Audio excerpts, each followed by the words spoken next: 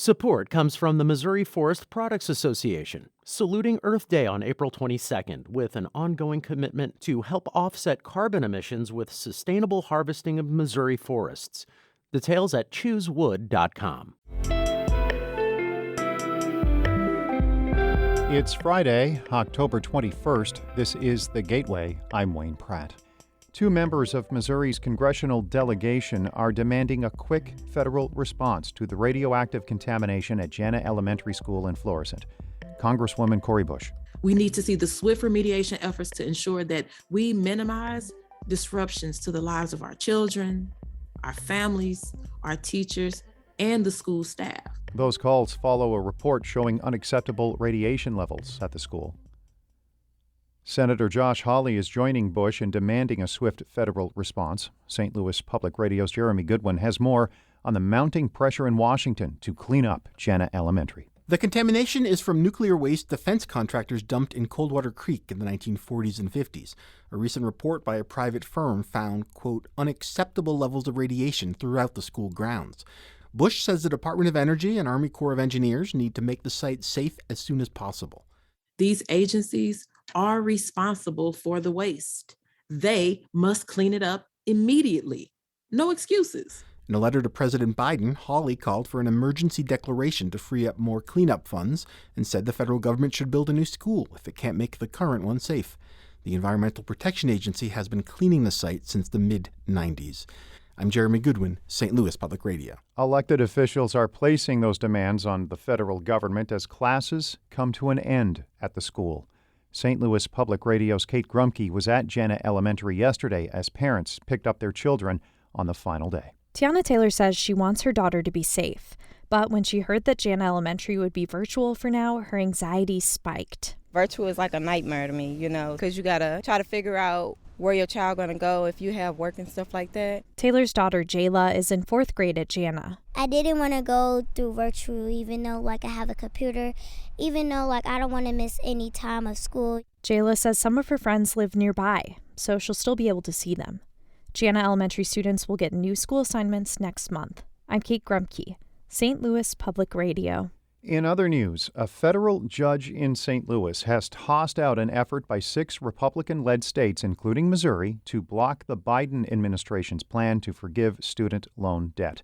The judge ruled, quote, the court lacks jurisdiction to hear this case. That's because the states could not meet the personal injury requirements to bring a lawsuit. The Nebraska Attorney General's office says the states will appeal. President Joe Biden is planning to cancel up to $20,000 in education debt for a large number of borrowers. Loan forgiveness is scheduled to begin as early as Sunday. One of 2 St. Louis aldermen running to be president of the board says members need to start meeting again in person. The board has gathered fewer than 5 times at City Hall since March 2020. All other meetings have been on Zoom. Other elected bodies have been back in person for months.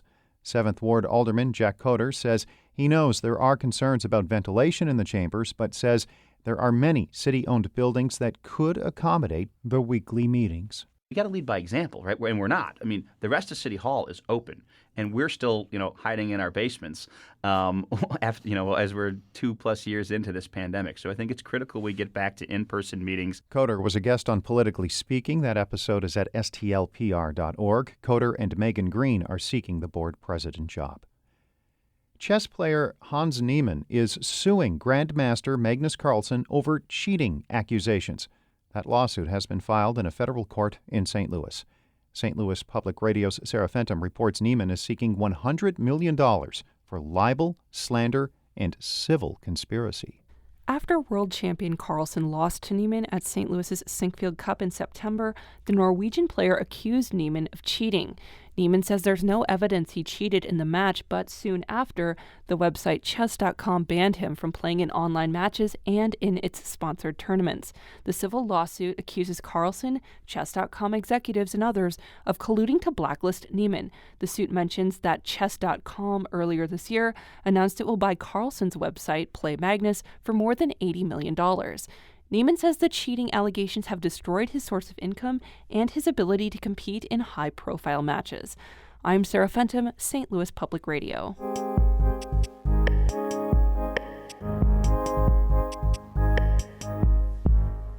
A military advocacy group has launched a campaign to protect service members and veterans from identity theft.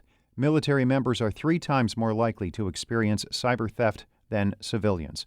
Security experts say that's because the military lifestyle is an attractive target for cybercriminals. Desiree Diorio reports for the American Homefront Project.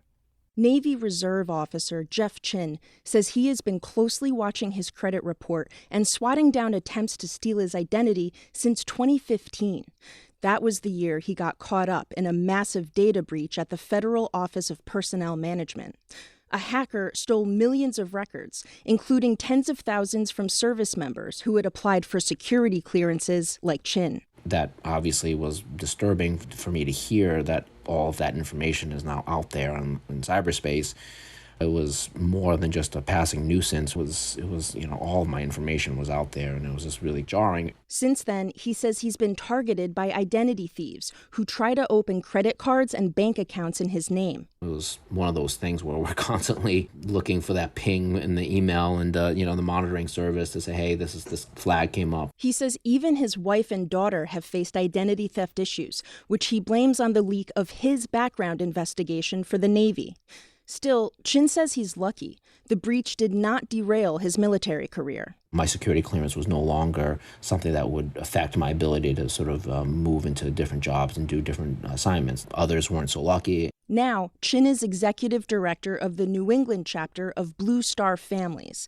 The advocacy group has partnered with Aura, a cybersecurity company, to educate service members and their families about how the military lifestyle puts them at higher risk for fraud. Hari Ravichandran is the founder of Aura. He says the 2015 hack is just one of the threats. The pocket that we see that's particularly vulnerable are military personnel that are deployed overseas. He says that's because they might not have easy access to monitor their bank account and credit report. Plus, service members typically move around every few years, creating opportunities for hackers to steal their personal data.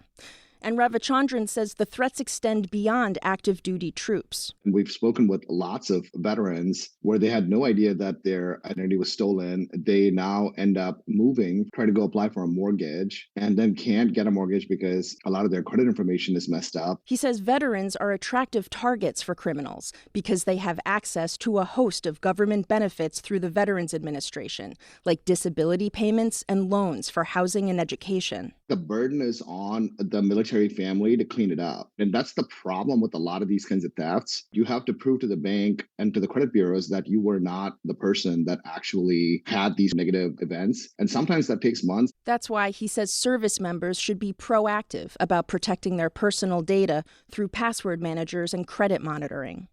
Chin, the Navy reservist with Blue Star Families, says he and his family have gotten used to constantly monitoring their credit reports for suspicious activity. It's added a layer of work, frankly, administrative work for me to maintain my military career.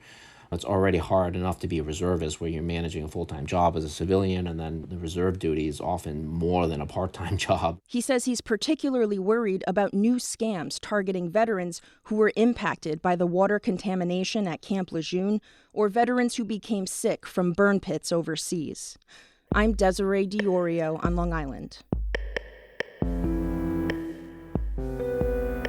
That story was produced by the American Homefront Project, a public media collaboration reporting on military life and veterans. Funding comes from the Corporation for Public Broadcasting. I am out Monday. Jonathan Ahl will be at the helm of this daily extravaganza. The Gateway is a production of St. Louis Public Radio, a listener-supported service of the University of Missouri-St. Louis. Music by Ryan McNeely of Adult Fur. I'm Wayne Pratt. Have a great weekend.